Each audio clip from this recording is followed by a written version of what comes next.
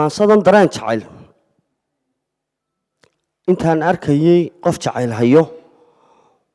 mid ugu xanuun kululayd bay ahayd telefoon baa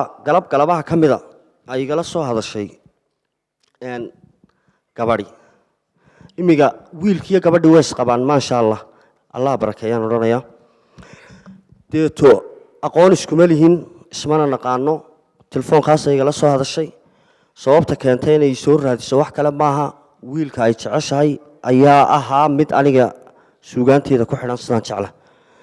kabacdi waxay istiri ninkan ku aamini la ee jacaylkaaga aamini la ninkan uu suugaantiisa dhageystaba maad hadalkaagii u soo dhex marisid ma garat sidaasay igu timiday inaan maaragtay markhaati u noqdo jacaylkeeda muddaannu ishaleeli lahayn oo aniguna aan iska mashquulsanaa maalin walba laakiin iyadu kamay daali jirin inay soo wacdo waxay sidii ahaataba maalintii dambe waxay istiri de ninkan aad telefoonkuun u diraysaa isla malaa uu ku dhayalsanayahay waxay soo iibsatay dhibtan xoolaha lagu dhibeeye maaragtay iyadoo dhibtii wadata ayay soo wacdo dar ilaahin bay soo wacday saa telefoonkii markaan ka qabtay waxay igu tidhi ninka aan jecelahay jacaylkayga wuu aamini waaye marka aan dhinto ayuu ka qoomamayn doonaaye adiga mid baan kugula dardaarmayaaye suugaantaada ku xus jacaylkayga ya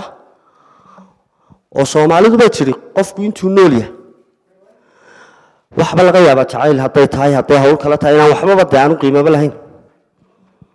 iyadu markaa hadalka ay igu tidhi wuxuu ahaa ninka aan jecelahay maalintaan markaan dhintuu garan doonaaye adigu suugaanta jacaylkayga ku xus deeto waan waaniye waxaan ku yidhi maaragtay haddaad isaga dartii u dhiman karto maxaa kuu diidaya inaad isaga dartii u noolaatid baan ku yidhi ya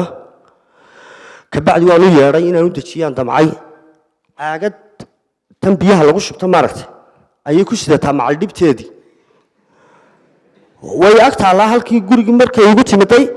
bahashanna waa dhibtii oo way wadataa halkan agteeda fadhiyaa wixii bay markaa iga sheekaysay jacaylkii iyo dhibaatadii haysay iyo wixii waxaan ku yidhi walaal haddaad isaga dartii u dhiman karto isaga dartii inaad u noolaato maxaa kuu diiday hadduu maanta ku necab yahay berri buu ku jeclaan maaragtay jacaylkuna had iyo jeer dhanunbuu ka raran yahe maanta hadduu kugu horreeyo isagana berri buu ku dambaynaya adigu dee ha rajo dhigin waxbana maaragtay xagga ilaahayna kuma fiicna inaa isdisho aad wax noocaasan u akhriyey waxaan markaa damcay inaan maanso ku cabiro suugaanteedii jacaylkeedii waxaan la hadlay waa ninkii iyada jeclaana waan la hadla waxaan ku yidhi ay jeclayd waxaan ku yidhi noloshaada dib uma arkaysid qof sidan oo kale kuu jecel inaad heshid way adkaanaysaa baan ku yidhi gabadhani anaa markhaati ka jacaylkeeda magabay ahaan baan kugu sheegaa mise hadal ahaan marka nin dhakhtaruu ahaa allah barakeeyo deeta ninkii dhakhtarka ahaa wuxuu igu yidhi anigana ay warayso mudday qaadatay dad saaxiib baan noqonay markii dambe maantana way isqabaanba alxamdulilah waayahay maansadii waxaan damcay markaa inaan suugaantaydii ku qeexo anigoo u meeldeeya waxaan ka bilaabay damiir ku salaysan dareen ku salaysan damiir waxtabaaya dookhiisa jacaylka qisadan ku dalaysan muddaan dulucdeeda hubsiimo u daaray anoon degdegaynin wuxuu damacaygu dareen igu siiyey diiwaan laga dheehday inaan ku daliisho sooyaalka duxdiisa taariikhan damaynin darmaantan u oyday jacaylka dartii haddii dadku moogiye si loola dareemo anoon waxdadaynin si daalacan weedha inaan ugu dooxo jacaylka damqaaya inuu qofku daawo qof kale u daneeyo waxaa dirqigeeda dadyow ku qasbaaya jacayl iyo doonis dubaakha ku beeran rabbaa dunideenna gayaanka dul jooga lamaane u dooray nolosha isku duuban hablaan ragga daynin ragguna damacooda dumarka kama oolo haddana dad israacay jacaylka damqaaya da'daa simi waa bal eeg darxumaanta qof doonay dhiggiisa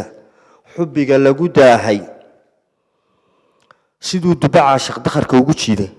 mar walba labada qof ee isjeceli mid buu jacaylku ku badan yahay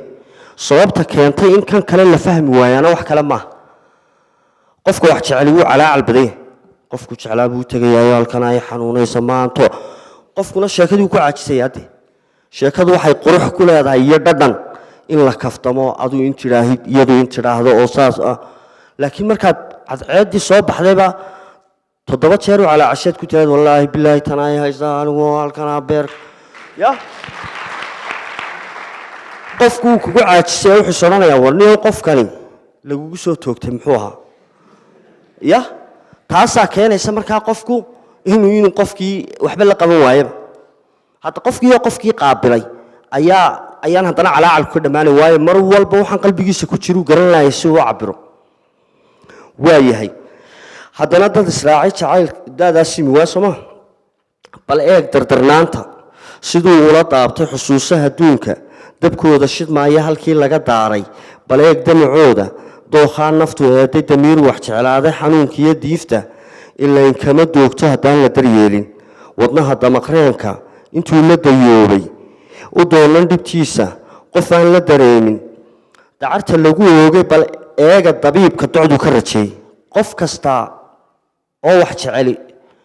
had iyo jeer dantu waxay ku kalifaysaa qof aan jecelayn inuu raadiyo inuu ya